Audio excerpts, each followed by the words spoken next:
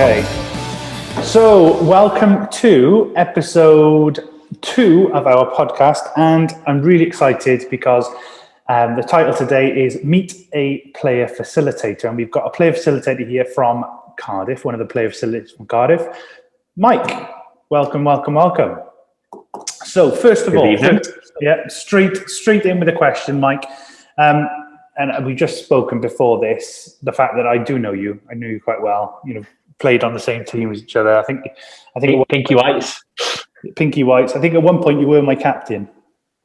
Maybe. I think I was for one season, yeah. Yes. I follow you anywhere, mate. Don't worry. So I know a bit about you, but do you want to give us a bit about yourself? Who are you? What's your background? How did you get into the MANvFAT?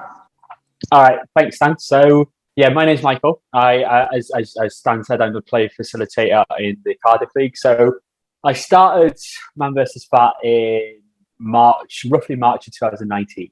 And weight, pretty much for me, always been a problem. I was always the big kid, even in primary school, in secondary school. But it really became, I would say, a problem in uni life. Off to uni for the first time, really ballooned the weight, but I was never that person where I was the skinny kid or even the normal size person. And over time, weight fluctuated, so I did have periods of time where I was in control of it, and then I also had periods where I wasn't in control of it. And I think the big thing that I truly believe, having talked to everyone, is everyone's got that moment, the moment that they go, right, I need to sort something out. And there was a moment for me, and it was in about August of 2018. I got a young daughter, so my daughter back then was about 4 or 5, and we were going on a roller coaster. I had to do that dreaded walk of shame that some people might have had that, some people haven't. And that was the time where I really looked at myself, and I was like, Jesus, I've let myself go quite significantly. And I didn't really do much about it. I started doing a little bit, but then it was my wife that saw it. So there was way back when, in around early 2019, there was a ITV news article, and I think ITV had come down to the Cardiff League and done a promo. I think that the and then and finally piece on ITV Wales News, and they'd done a piece. And I remember my other half saying, "Oh, why didn't you try this?" Tried it. I had that moment. First night, I thought I was absolutely going to die. Having run around, and I remember within about 7 minutes, I was on the side of the pitch with the biggest stitch of thinking I was going to die. And one of my teammates at the time, about 2 minutes later, pulled something. And it's like, oh, you need to get back on. I was like, I physically can't get it back on. But I did, and never looked back to excite. So when I started, I think I was about 20, obviously imperial. I think it was 150 kilograms plus. Now I'm quite a tall guy, so I can carry it well. But so that was probably around just over 24 stone. And I had in mind that we had a big family holiday to Florida in Halloween of that year. So it pretty much gave me 7 years to really make an effort and do it. And I essentially set myself a challenge to see how much I could lose in that time period. And the one thing, and feel free if this is a question coming up, the one thing that really helped was the team. So I know we referred to it earlier as the Pinky Whites. So we were that team, the team which everyone's the Everton of the Premier League, if that makes sense. Everyone has a soft spot for them, but doesn't really get into Europe at any point. No, but we weren't in Europe. We were definitely not in Europe. But the one good thing, and the support was great. The team was great. We got spanked every week. I remember coming on, and in the end, it was never demoralising because and it's someone reminded me actually last week in the Cardiff League, because we had HQ down to visit, and he made the comment. It was like, we were talking about way back when, and I completely forgotten it, but there was one time where we managed to do a 15-goal swing on the weighing scales. Yeah. And that was just like, that was the kind of craziness. And I still remember it to this day. And I'd forgotten it for the time being. And then he reminded me, and I was like, oh yeah, I remember that. That was probably one of those moments which I was like, get in. It was one of those, I remember we were absolutely buzzing. We got absolutely spanked on the pitch. We got annihilated, but we somehow we managed to kind of turn that around. That was against the Yellows, because I've just been speaking to Scott. Actually, Scott's here tonight, and it was against the Yellows, and it was one of those things that just kept coming back again and again and again. Oh, we would have done this if it wasn't for that. And when you end up, so 15 goals in MANvFAT is everyone losing. Maybe 1, 2, possibly 3, 5 or 10% in a week from different players. A fair few hat tricks. It's really hard to do. But I'm going to move it on now, because I'm going to talk about you've talked about your journey and why you were there. And I think you eloquently put as well how lots of people start at MANvFAT, because what you said was, my wife said, why didn't you try that? Because our wives very rarely, unless they really dislike us, which mine does sometimes, never say, oh, you're extremely fat. People in our lives say, why don't you try this? And like you said, everyone turns up 7 minutes in, because you think 28 minutes isn't a long match. When you're going at it 7 minutes in, and we were on a quite small pitch as well. Oh yeah. Your fitness isn't there because your fatness is there. So you've spent this time. I remember that build up to the Florida trip. You lost a considerable amount. I can't remember the exact amount, but it was about 7 stone. Yeah, 7 stone in about 6 months. Yeah, when I say considerable amount, I really do mean it. So 7 stone in 6 months. You're down to somewhere where you're happy. Yeah, would you say you're happy? I would say I am comfortable. I wouldn't say it's kind of, I'm still at not my target. I think I've said it to a few people. I don't think I'll ever be at that stage where I'm going to be hitting BMI, if that makes sense. I just don't think, and I don't think I want to be down there. As I said, I'm always quite a big build, and I think it's what you are comfortable with. During lockdowns and stuff, I've had periods over the last 18 months or 15 months where I've done really well, and periods which I haven't done, and I'm pretty much middling out. I know where I am, I know my body, and I'm happy currently, and I'm back into it now where kind of no one can be on it foot to the gas for considerable periods of time. You've got to live a life to an extent as well. It's a real life. Yeah, I've got a target in my head, but I know I'm at that stage now where I'm happy. I'm not at that target, but I know I'll get to that target eventually, and there's no rush to get there because I feel fit. I feel healthy to an extent. But yeah, it is what it is, and I think yes, there was a considerable weight loss, and I do have to give a shout out to the Pinky Whites. There were other massive, great achievements from that team, as you saw firsthand. Tony and Leighton and JD, to name just a few. Amazing kind of efforts from them as well as other guys in the team. And it is what it is, and I'm at that stage now where, as I said, I'm happy kind of around that target range. And yes, there'll be a stage where, and it might be now, to be honest, I'm on it, if that makes sense. I'm on the fitness. I'm on the eating healthily at the moment, and it's just to kind of making sure that it's right for me, because you've got to live your life as well at the same time. Yeah, and you've spoken really eloquently about why you did MANvFAT, what you did. Well, I'm going to bring you on to now being a player facilitator, because that's what it's all about. Sure. So how did becoming a player facilitator come about? So I remember having a chat.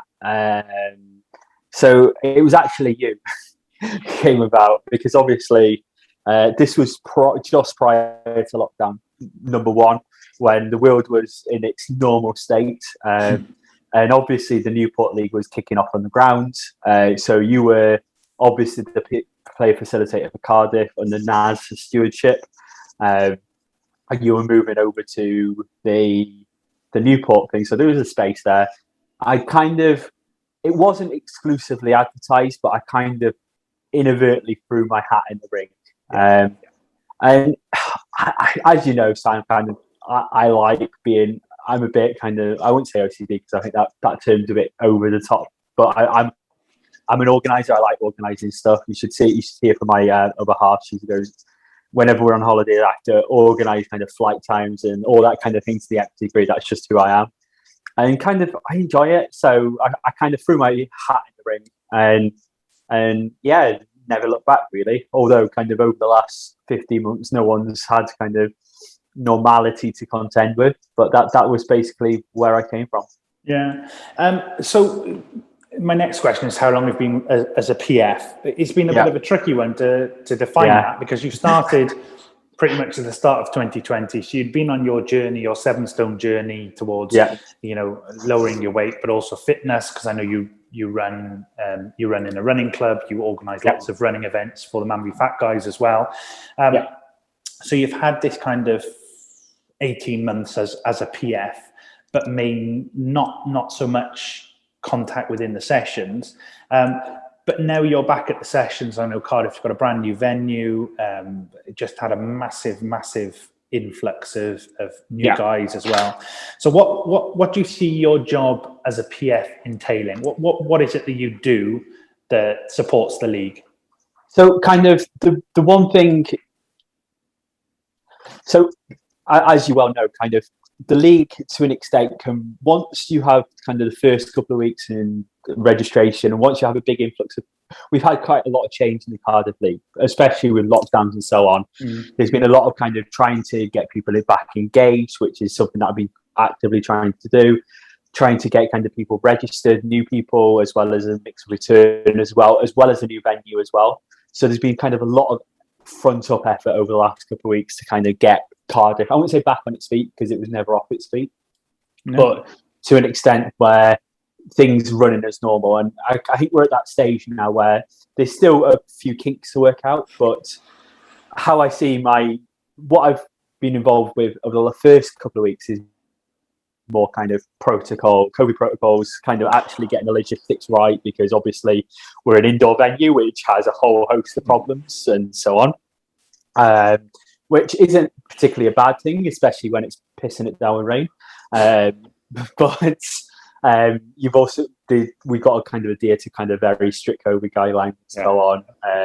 So we just have to be a bit careful. I think a lot of it has been logistics more than anything, but I'm seeing that tail off to an extent. And now it's more kind of making sure kind of it's a ticking over exercise. We're going into week 2 as of tomorrow. I'm not sure when this is going to be aired, but tomorrow night is our second week of the regular season. And it's starting to get to that stage now where it's starting to kind of get into its rhythm. And I'm hoping now, and one of the things kind of I've been happy with, and I think the biggest thing from the player facilitator side then is kind of that feedback you get from the thing. What you want is people to come down. I know on a Newport it's a Friday night, Cardiff it's a Thursday night, or whatever night it is. You want people to come down in it and to be honest and say, that was a great session, really enjoyed it, really enjoyed the pitch we're playing on, and we're getting quite a lot of that feedback. I've had quite a few people come to me and say, this is great, happy, teams are great, everything's great. And then again, I'm not going to kind of say things crop up that people aren't particularly happy with. And it's just kind of making sure that those little things, I wouldn't say nipped in the bud, but just address and listen to, and making sure that things are running as swimmingly as they can, because kind of a happy league is the best thing around everywhere. Yeah, I think you're spot on there as well. And you talk about front loading the effort, and I know you've done fixture lists. I hope that's Pepsi Max, not full fat Pepsi. Fixture lists. Pepsi Max, I promise. Fixture lists, and you put out scores. You've done a lot of content to be shared. You've put a lot of stuff on the MANvFAT Cardiff Facebook page, and I think with all of that, with sharing the COVID protocols or the write-ups that you do, it's really helpful. So my next question is kind of two-pronged. Sure. How did being a captain prepare you to be a player facilitator? Are there any things that you do in both roles?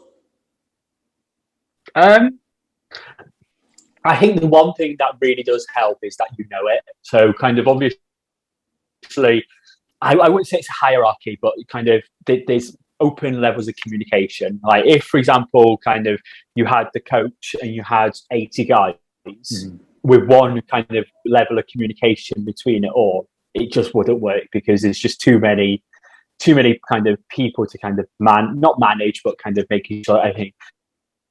And the captains do a good job of kind of making sure that kind of drive forward. And I see them as player facilitators in their own right. They are facilitating their own teams and encouraging them and making sure that new people are well fit in, that people can talk and have a bit of banter and slag each other off in some cases, but in a gentle manner kind of thing. So yeah, I do think kind of the captain role and the vice captain role as well is a great opportunity for kind of people to kind of really give. I wouldn't say give back because I don't think that's the right word, but really kind of foster that environment. And one of the things that we try and do in the Cardiff League is to kind of have an open communication between captains and the player facilitators and the coach as well. And the reason for that is kind of if there are issues that crop up, it might be that Joe Bloggs, who's only been in the league for 3 weeks, might not be in a position to open up to kind of the player facilitator or the coach. But it might just be a quick comment where they are in a comfortable environment where they go, "Oh well, what about this?" Or I wish this would be done, or something's not quite right. And then it kind of goes up the chain because the captains have an open method of communication with player facilitators or the coach. So I think that's probably one of the things that I've probably learned most. It's just kind of making sure that you're approachable. Yeah, definitely. And you can see that in because obviously I still play in Cardiff. I'm lucky enough to still play in Cardiff, and you see that in the captain's chat where people will tag you in something because they know, it's not nutrition coaching, which they're good and as for, and he's absolutely amazing at that. It's more a case of, we've got this issue. We've got this issue. Can you solve it? And it frees up the coach. I think the PF role in Cardiff has really developed since you and Ian have taken over as well, where it has been, you've been dealing with lots of logistical issues and really making sure the league runs effectively. And you've talked about front loading that effort and the lines of communication, and you do that really well. So final little bit here on building a league, because for anyone who doesn't know, Cardiff has just had a bit of an expansion. A lot of people taken on. We mentioned that earlier. So what do you think is the best way to build a league for leagues that are looking to build? How do you think the best way to do that is? So I think that is a two-pronged answer. I think people's journeys. I think one of the things that you would struggle with in any league, I think it's important that you need a mix. So a mix of people that have been there, done that, maybe have fallen off the wagon, or maybe need that kind of that support network to kind of continue their journey, even if other people might think they've completed the journey. In my experience, you probably know a few people. They always need that kind of safety net, just that accountability, and I think that's an important thing to kind of think. And what we've seen a lot in Cardiff for the last few weeks is kind of people that maybe prior to lockdown or during lockdown that have dropped out because of X, Y, and Z. It could have been financial problems. It could have been personal problems. It could have been just because they weren't playing or so on. And we've noticed a significant amount of people kind of return or want to return because kind of they, as you know, a journey is never over. It's one of those things, kind of, a journey is just never over. But then I think it's also important. So that openness for people to have that support network. Like I know kind of people slag it off, but Slimworld is kind of a perfect example, or Weight Watchers, or insert weight loss scheme here, if that makes sense. there's no kind of negativity about people that kind of drop out and maybe come back 6 months. And I think MANvFAT's the same. So kind of, yes, it's always keeping it open to kind of people to have that support network if they need it. If they don't need it, then great. But if they do need it, it's there. But then conversely as well, is also to kind of look at the other side as well. So you've got people that are kind of maybe 6 months, year, 2 years, even longer in some people cases into that journey. But then I think it's also important that that's not the entirety of it. That there's people out there, kind of, we are only, like in the Cardiff League, I think we've got 66 players registered. And if you can imagine kind of the population of potential people that could help, that are looking for such a scheme, that just need that encouragement for such a scheme in the local area. Take Newport, for example. Newport's only come in for the last year or so, the Newport League. But those people didn't just kind of miraculously appear. They were always there. Yeah. So it's just a case of having that two-pronged approach, that you've always got a support network for the guys that have been there and done that, but then also you're helping facilitate or having that platform where people can come into that may need that support network to get involved. And I think I found that the best seasons, because generally sometimes it can be weighted one way or the other. The best seasons are where you've got a real good mix of the two. Yeah. So you've got and I think it helps for the more experienced players to have the new players as well, because they've been on the list. They'll want to bring them forward. I remember when I first started, you were kind of a great example. So you've been I think you've been MANvFAT for about a year, and you'd kind of already gone significantly through that journey. And there was some guys, including me, in that team where you really supported and helped through and bring on that kind of. So I do think it is a mix, and so going back to your original question, growing a league is quite you have to have that. You can't just focus on one or the other. It's got to be both. Yeah, absolutely. And I think the captains, the way the captains have been chosen in Cardiff is really good as well, because there's lots of experienced guys there, and they're supporting. There's people who are still on their journey but have that capacity, like you did, to support others. So you came into that player facilitator role. Some of the captains, they're on their journey, but they've got the capacity to support others. That's really important. So what's the best part of the Cardiff League? What would you say makes it distinctive? What have you got coming up? You're really excited about. So there's two things. I think so this might sound a bit of a corny statement, but kind of I see the Cardiff League as very much a family atmosphere, and maybe it's a club or whatever word you want to use, but it's that kind of ethos more than anything, in terms of kind of everyone's there to support each other. If someone, if I made a bad tackle on a Thursday night and kicked someone by accident, then I think everyone would know there's no kind of harsh feeling. It is a support network. The football does come second in my head. It might be different for other people. They might have different priorities, but I think first and foremost, it's a weight loss league with a football element to it. I think that's a key thing in terms of what I think really, it probably doesn't set Cardiff aside from other leagues, but I think it is a key thing in terms of kind of the spirit of the Cardiff League. And I don't want to put kind of words in people's mouth, but I think that is kind of an important thing. And then in terms of coming up, I'm quite excited. So I think you mentioned we've had an expansion. So it's kind of, we've actually been removed back to 6 teams. And the reason why we've gone back from 8 to 6 primarily is because we've gone from a small 5-a-side pitch to a very, very large 7-a-side pitch, which is a totally different environment. And we made the decision to drop back just for a season and really kind of facilitate big teams. So we've got 11 players on each team, and I think we had week 1 last week, and I think there was about 6 people out of the 66 that didn't turn up. So that shows you that there's quite a high level of uptake, because people, I'm assuming that'll go down slightly because people's got lives and so on and other commitments, but I'm excited for the season ahead just to see how it kind of plays out, because you've got your kind of favourites and from the weight loss perspective and favourites from a pitch perspective, but it'll be interesting to see how it all plays out over the next 14 weeks.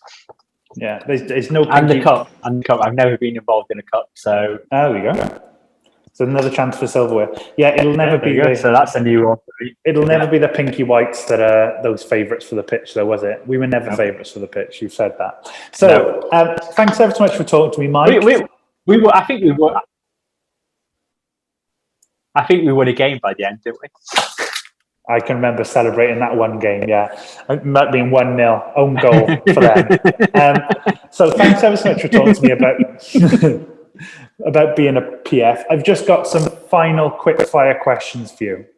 No messing about, I want an answer straight away. You got it, Mike? Okay. Yeah, first quick there is fire. A bit of a lag on the lines. Okay, so I'll give you that. So first quick fire question. Texting or talking? Texting, okay. From childhood, what was your nickname? Oh, I never had one. Hursty, I think. I never really had a normal one. Yeah, we call you Hursty in the team as well, yeah. So, of all time, what's your favourite band? Oh, probably Arctic Monkeys. Oh, nice. I do like them. Okay. You've got a superpower. Is it, if you could choose it, invisibility or super strength? Invisibility. Devious. I've always known you're devious. Hiding. And final question. Final question. You go to Joe's Ice Cream. What's the flavour you go for? Any choice. Oh. So Joe, I used to live in Swansea, so I do know Joe's Ice Cream very well. And they always had the strawberry marshmallow ice cream, which was a particular favourite of mine. But if I was talking about general ice cream, it's either kind of, I do like a peanut butter, that kind of real peanuts and chocolate, and that's probably my favourite. Nice, and that's a good place to end it. We've talked about your 7 stone weight loss, and now we're eating Joe's ice cream. Chocolate ice cream, yeah, sounds absolutely. Good. Huge thanks. Thank you ever so much, Mikey, for getting involved. Sorry, Hursty, for getting involved and telling us what it takes to be a PF. Thanks for everything you do for the Cardiff League as well, because I know as a player you do an amazing job with all that front-loaded effort and communication, and that is brilliant. Really good. So thanks so much, mate. Thank you. Thank you, buddy.